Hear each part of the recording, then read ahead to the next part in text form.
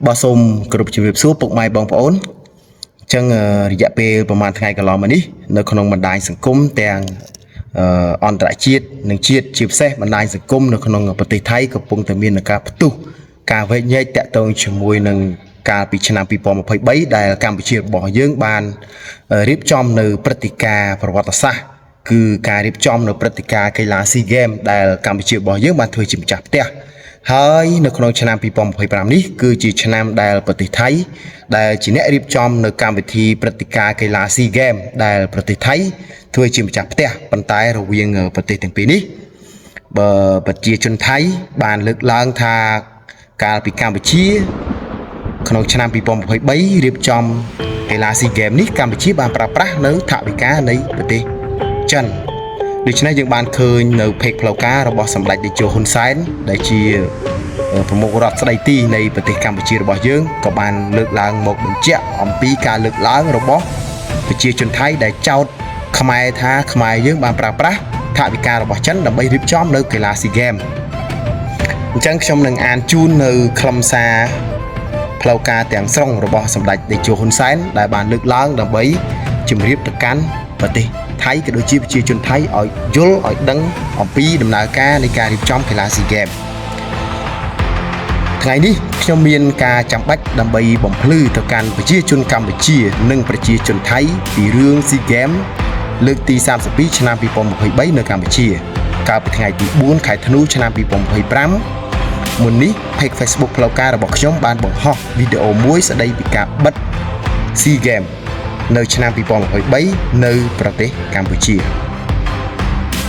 ខ្ញុំមិននឹកស្មានថាតាមរយៈវីដេអូនេះធ្វើឲ្យប្រជាជនថៃមួយចំនួនបាទលើកឡើងថាខ្ញុំមានចេតនាឌឺដងឲ្យថៃដែលធ្វើម្ចាស់ផ្ទះស៊ីហ្គេមឆ្នាំ2025នេះខ្ញុំពិតជាមិនហ៊ានប្រៀបធៀបកម្ពុជាជាមួយប្រទេសផ្សេងនោះទេព្រោះប្រទេសនីមួយៗមានរបៀបចាត់ចែងកិច្ចការរៀងៗខ្លួននិងកាន់តែមិនហ៊ានប្រៀបធៀបជាមួយប្រទេសថៃដែលមានមនុស្សមួយចំនួនចេញមកតាំងខ្លួនថាជាប្រទេសអ្នកមានប្រមាថមើលងាយកម្ពុជាថាជាប្រទេសអ្នកក្រដែលមានអ្នកសំទានពាក់កណ្ដាលប្រទេសរឿងកាន់តែហួសចិត្តមានជនជាតិថៃមួយចំនួនចេញមកនិយាយថាសូមកុំយកថៃទៅប្រៀបធៀបជាមួយកម្ពុជាព្រោះកម្ពុជាធ្វើស៊ីហ្គេមដោយប្រើលុយចិនរឿងបែបនេះគេអាចនិយាយទៅកើតតើនេះជាចរិតបុគ្គលឬចរិតជនជាតិថៃដែលចូលចិត្តមើលងាយគេនិងប្រឌិតរឿងខ្ញុំគួរតែបញ្ជាក់ថាមិត្តចិនតាមរយៈប្រធានាធិបតីស៊ីជីនពីងពិតជាបានជួយសាងសង់ស្តាតមរតកតេជោដែលជាកន្លែងបើកនិងបិទស៊ីហ្គេមព្រមទាំងទីតាំងប្រកួតវិញ្ញាសាមួយចំនួនផងដែរដែលខ្ញុំសូមយកឱកាសនេះជាថ្មីម្ដងទៀតសូមអរគុណមិត្តចិនដែលបានជួយកសាងហេដ្ឋារចនាសម្ព័ន្ធកីឡាមួយនេះដែលកម្ពុជានឹងប្រើតកូនតចៅស៊ីហ្គេមមានវិញ្ញាសាប្រកួតជាច្រើនដែលនៅភ្នំពេញមួយចំនួននិងនៅតាមបណ្ដាខេត្តមួយចំនួននៅភ្នំពេញក្រៅពីតំបន់ទីតាំងដែលរដ្ឋាភិបាលកសាងក្រោយឆ្នាំ1979យើងនៅមានមរតកដែលបន្សល់ទុកដោយសម្ដេចឪសម្ដេចតាសម្ដេចតាទូតរបស់យើងគឺសម្ដេចព្រះនរោត្តមសីហនុព្រះបរមរតនកោដ្ឋខ្ញុំសូមអានតបាទកសាងនៅក្នុងឆ្នាំកសាងក្នុងកំឡុងឆ្នាំ1960គឺ Start Olympic ដែលជាទីតាំងនៃការប្រកួតពិសេសបាល់ទាត់និងបាល់ទះដែលនៅទីនេះហើយដែលក្រុមបាល់ទាត់ថៃស្គាល់ពាក្យថាចាញ់និងឥណ្ឌូនេស៊ីស្គាល់ពាក្យថាឈ្នះលើថៃជាលើកដំបូងដែលធ្វើឲ្យកីឡាករថៃរករឿងកីឡាករនិងគ្រូបង្ហាត់ឥណ្ឌូនេស៊ីដែលកម្ពុជាក្នុងនាមម្ចាស់ផ្ទះរកវិធីទប់ស្កាត់ជម្លោះនិយាយពីការចំណាយសម្រាប់ការប្រកួតយើងមិនបានប្រើប្រាស់លុយចិនឬលុយពីប្រទេសផ្សេងសូម្បីមួយសេនខ្ញុំបានប្រកបភារកិច្ចជូនសម្ដេចទាបាញ់ដឹកនាំគណៈកម្មាធិការនៃការរៀបចំនិងការប្រកួតដែលមានឯកឧត្តមឧបនាយករដ្ឋមន្ត្រីឧបមនីរដ្ឋនិងរដ្ឋមន្ត្រីថងខុននៅក្នុងគណៈកម្មការនេះដែរដើម្បីរៀបចំលុយសម្រាប់បម្រើក្នុងការប្រកួតខ្ញុំពិតជាមានសំណាងដែលជាង20ឆ្នាំចុងក្រោយនៃការកាន់តំណែងជានាយករដ្ឋមន្ត្រីរយៈពេលជាង38ឆ្នាំខ្ញុំមានមេផ្ទះដ៏ល្អ2រូបទី1ឯកឧត្តមគិតឈុននិងទី2ឯកឧត្តមឧបមនីរដ្ឋមេផ្ទះទាំងពីររូបមិនមែនជាស្ត្រីកញ្ជើធ្លុះទេតែជាមេផ្ទះដែលចេះសន្សំពិសេសដំណាក់កាលឯកឧត្តមឧបមនីរដ្ឋ ជាដំណាក់កាលថវិកាដែលទុកចិត្តបាននិងថវិកាផ្សារភ្ជាប់ជាមួយគោលនយោបាយតាមការចង្អុលណែនាំរបស់ខ្ញុំដែលប្រាប់មនីរដ្ឋនិងសមាជិករាជរដ្ឋាភិបាលផ្សេងទៀតថាត្រូវសន្សំសាច់ប្រាក់ដើម្បីកុំឲ្យលំបាកខ្វះសាច់ប្រាក់បើកប្រាក់ខែបើចង់សល់សាច់ប្រាក់ត្រូវសន្សំគឺរកបាន10ចាយតែ7ឬ8សន្សំបាន2ឬ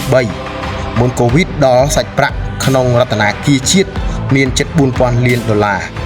ដែលពេលនោះខ្ញុំមានគម្រោងដកយកពី 1,500 លានទៅ200បាទសំទុកបាទទៅ 2,000 លានដើម្បីវិនិយោគលើផ្លូវស្ពាននិងប្រឡាយទឹកតែជាអកុសលជំងឺកូវីដមកសម្លាប់ជីវិតប្រជាជនយើងបាទ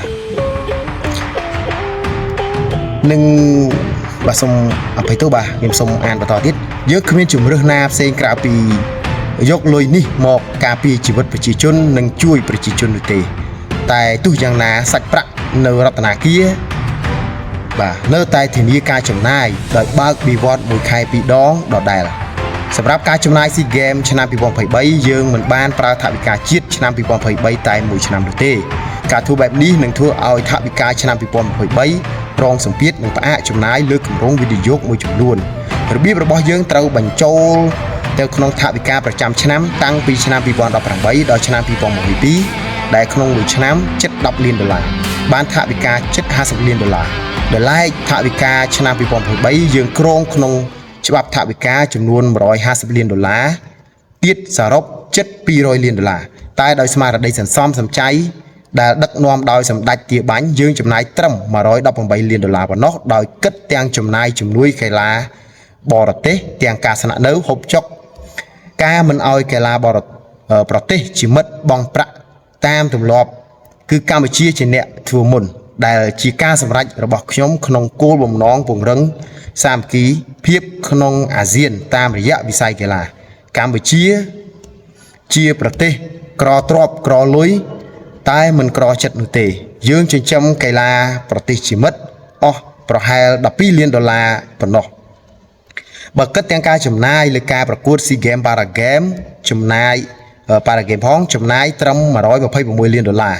និងបើគិតប្រាក់រង្វាន់ដល់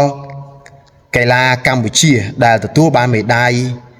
គ្រប់កម្រិតផងយើងចំណាយត្រឹម$140 លាន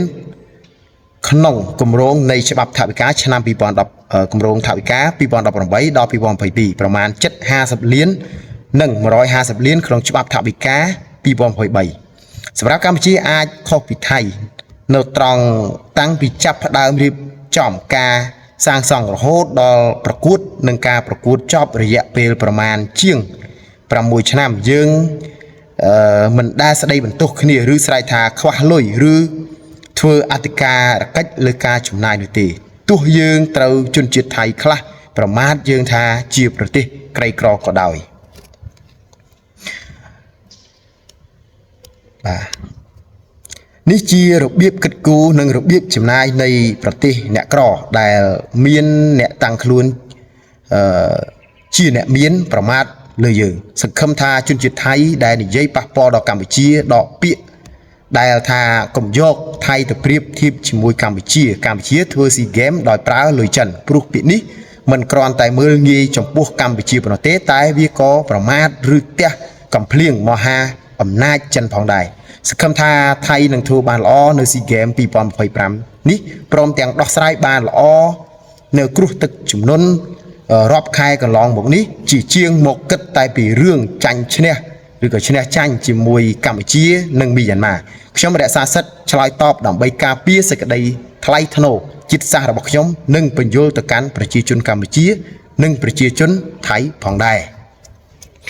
បាទពុកម៉ែបងប្អូននេះគឺជាសាររបស់សម្ដេចតេជោដែលឆ្លើយតបទៅកាន់